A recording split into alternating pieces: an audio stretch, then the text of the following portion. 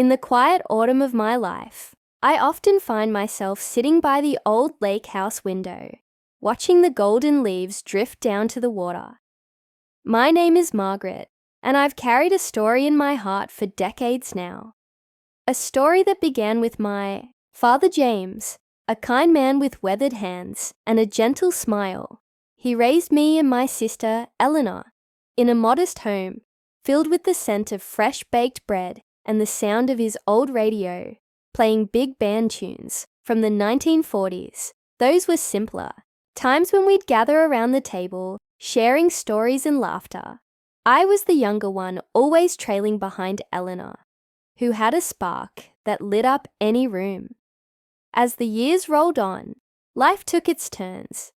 I married young to a man named Thomas, a steady soul with a carpenter's hands, and we settled not far from that childhood home. Eleanor moved to the city, chasing dreams of glamour and success. Our father grew older, his health fading like the light at dusk. I stayed close tending to him with love and care. Every morning I'd bring him tea, and we'd talk about the past, the war years when he worked in the factory, the dances he loved with our mother. Ruth, those moments were precious. I'd sit by his bedside reading him letters from Eleanor, who sent them less and less as time went on. When father passed, it was a soft goodbye in the early spring of 1995. His eyes closed.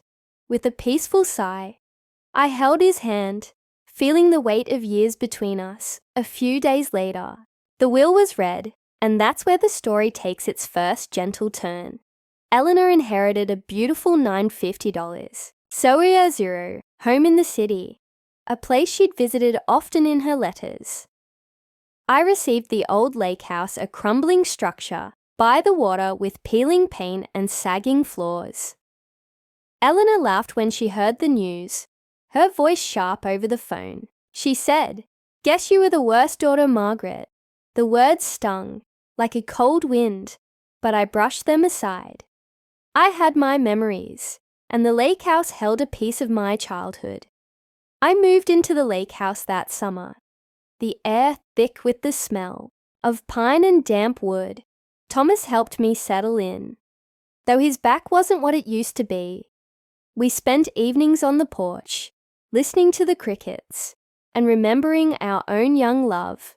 The house needed work, but I saw potential in its creaky boards. One afternoon, while sorting through a dusty attic, I found an old trunk tucked under the eaves.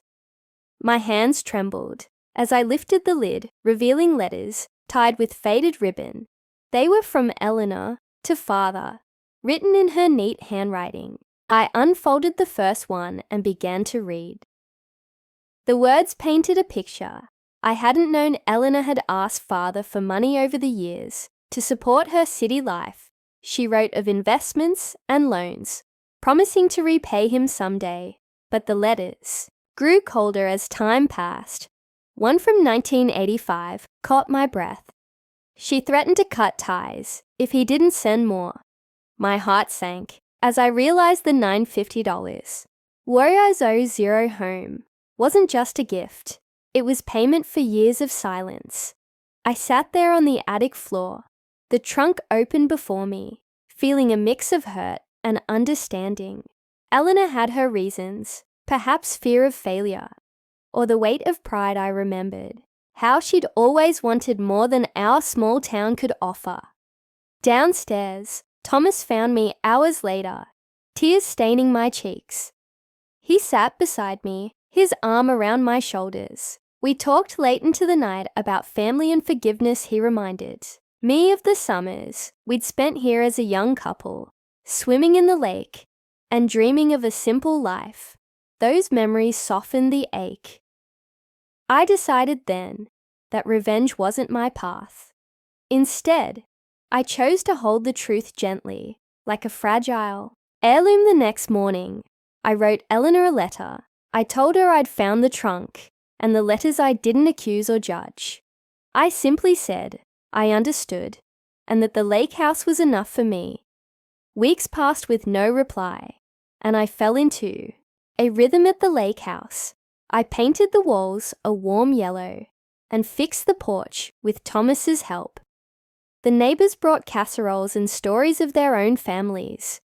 Old Mr. Henderson, who had known Father, shared tales of his generosity. It seemed James had helped many in quiet ways. That wisdom stayed with me. Life isn't about what we're given, but how we tend to it. One crisp October day, a car pulled up the drive. Eleanor stepped out, her face tired but soft. She'd come to see the lake house. We sat on the porch with tea in hand. The silence between us filled with the rustle of leaves. She spoke first, admitting she'd been wrong to laugh. That day, she said the city home felt empty, without the love I'd shown.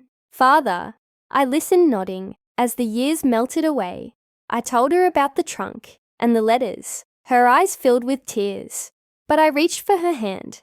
We're sisters, I said, and that's a bond stronger than any house. She nodded, and we sat there watching the sunset paint the lake, gold in the days that followed. Eleanor visited. More often she helped me plant a garden, and we laughed over old photos of Mother and Father. The lake house became ours, a place of healing. Thomas joined us sometimes, his quiet strength a comfort. I learned that love isn't about keeping score. It's about sharing the load. The $950 000 home stayed hers, but she began spending summers here. We'd sit by the water, reminiscing about big band dances and childhood games. The secrets in the trunk faded into the background, like an old song. Now as I watch the leaves fall, I feel deep peace. The lake house stands sturdy again, a testament to time and care.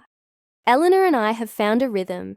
She brings city stories, and I share the lake's quiet wisdom. Thomas still carves wood on the porch. His hands steady life has taught me that betrayal stings, but love can mend it. The past holds its secrets, but the present offers grace. I look out at the water and smile, knowing we've built something beautiful from the crumbling pieces.